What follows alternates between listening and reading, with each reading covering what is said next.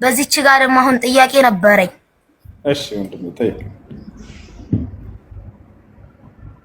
ጥያቄ ደግሞ አንድ ነው። እርሱም ደግሞ ይሄ ነው። በብዛት አሁን ከፕሮቴስታንቶች፣ ከኦርቶዶክሶች፣ ከካቶሊኮች ከብዙ አይነት እምነቶች ጋር እንዲህ የውይይት ግንኙነት አደርጋለሁ። በዛች ጋር በማደርግበት ሰዓት በጣም የሚጠይቁኝ ጥያቄ አንድ ጥያቄ አለ። እሱም ሙስሊሞች ሰውን ይገላሉ፣ ሰውን ግደሉ፣ ሰውን መግደል በሸሪያቸው ጀነት ያስገባል ይላሉ። ለዚህ መልስ ፈልጌ ነበረ። በጣም ጥሩ። እኛ ሰው በመግደል ጀነት ይገባል ብለን አናምንም። እስልምና አንድን ሰው የገደለ ሰው የዓለምን ሰው እንደገደለ ሰው ነው ኃጢአቱ ከአላህ ዘንድ ብሎ እንዳውም ያስተምራል። አንድን ሰው ያዳነ ሰው ደግሞ የዓለምን ሰው ነፍስ እንዳዳነ ነው የሚቆጠረው ብሎ ያስተምራል። አላህ ስብሐነሁ ወተዓላ ይህን በሱረቱል ማኢዳ ላይ ሲናገር من أجل ذلك كتبنا على بني إسرائيل أنه من قتل نفسا بغير نفس أو فساد في الأرض فكأنما قتل الناس جميعا ومن أحياها فكأنما أحيا الناس جميعا ይላል። የአንድን ሰው ነፍስ ያጠፋ ሰው የዓለምን ሰው ነፍስ እንዳጠፋ ነው ኃጢአቱ ከእኔ ዘንድ ይላል አላህ። የአንድን ሰው ነፍስ የታደገ ሰው ደግሞ የዓለምን ሰው ነፍስ እንደታደገ ይቆጠራል ከእኔ ዘንድ እያለ አምላካችን አላህ ሱብሓነሁ ወተዓላ ይናገራል። ስለዚህ ይሄ ነው እና በእስልምና አንድን ሰው የገደለ ሰው የዓለምን ሰው ነፍስ እንደገደለ ነው። የአንድን ሰው ነፍስ ደግሞ ያተረፈ ሰው የዓለምን ሰው ነፍስ እንዳተረፈ ነው።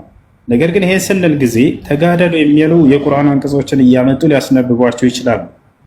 ነገር ግን ምን አይነት አካሎችን ነው አላህ ተጋደሉ ያለው ወደሚለው ስንመጣ ጊዜ አምላክ አላህ ሱብሓነሁ ወተዓላ በሱረቱል በቀራ ላይ ምን ይላል? ወቃቲሉ ፊ ሰቢሊላሂ አለዚነ ዩቃቲሉነኩም ይላል። እነዚያ የሚዋጓችሁ ተዋጓቸው አለ። አያችሁ አይደል? የሚዋጓችሁን ብሎ ተናገረ። ካልተዋጉንስ በፍጹም እነርሱን መንካት አይቻልም። ነቢዩ ሰለላሁ ዐለይሂ ወሰለም ሐዲስ ላይ ምን አሉ? መን ቀተለ ሙዓሀደን ለም የሪሕ ራኢሐተል ጀና አሉ። የማይዋጋ ሰላም የሆነ ቃል ኪዳን ያለው የሌላ እምነት ተከታይን የገደለ ሰው የገነትን ሽታ አያገኝም፣ እንዳትገሉ ብለው ተናግረዋል። አያችሁ። ስለዚህ ሊዋጉ የመጡ አካሎችን ነው የምትዋጉት እንጂ ሰላማዊ የሆነን አካል አትዋጉ።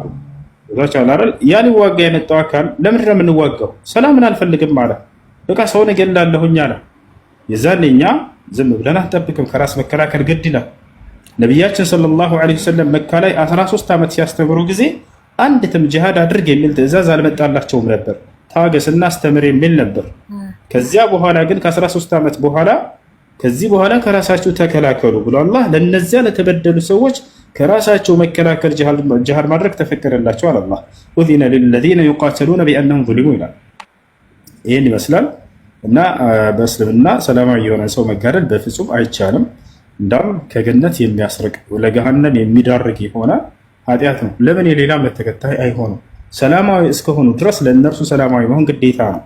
ቦታቸዋል አላህ በቁርአን ላይ ሲናገር ምን ይላል?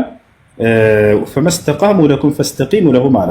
ለእናንተ ቀጥ እስካሉ ድረስ እናንተም ለእነርሱ ቀጥ በሉላቸው አለ።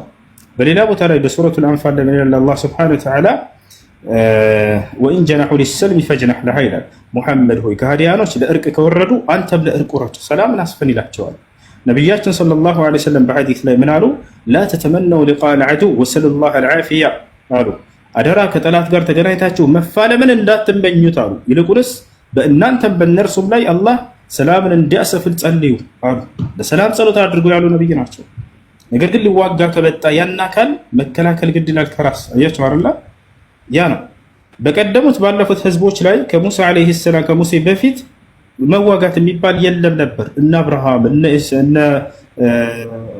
ሎጥ እነ ኖህ እነዚህ ቀደምት ነብያት ሁሉ መቅሰፍት የሚባል ነገር ነበር በእነርሱ ጊዜ። ልክ ነብያቶች በተካዱ ጊዜና የነብያትን ተአምር ባስተባበሉ ጊዜ ነብያትን እንገላለን ባሉ ጊዜ የዛኔ ተዋጉ አይባሉም ነበር፣ መቅሰፍት ይመጣባቸዋል።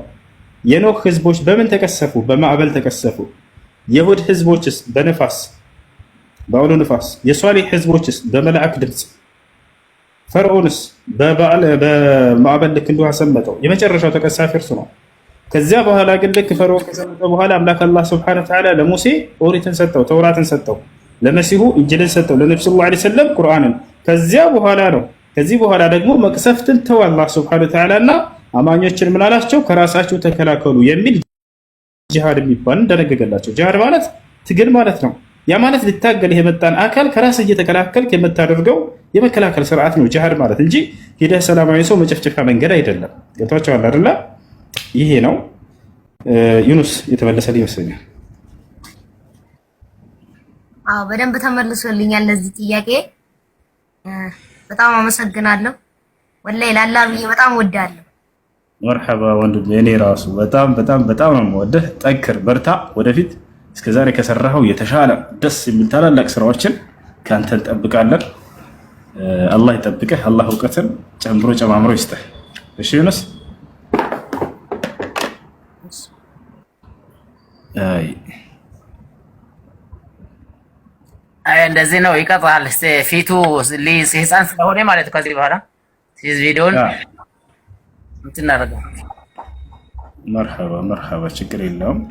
እንትን በሉት እኛ ጋር ነው ቁርአን ይቀራል። ካቋረጥኳችሁ ግን ያለፈ ነው ኢንሻአላህ። ዱአ አድርጉለት። መርሐባ መርሐባ፣ አላህ ያጠንክረው፣ አላህ ያበርታው። ጎበዝ ልጅ ነው። እሺ ኡስታዝ ወሂድ ቤቱ እየጠበቀውና ይሄ ልጅ በዛው ቢሄድ ብዬ ነበር። ኡስታዝ ወሂድ ልጅ ማግኘት ይፈልጋል። መርሐባ ዩኑስ ይሰማል?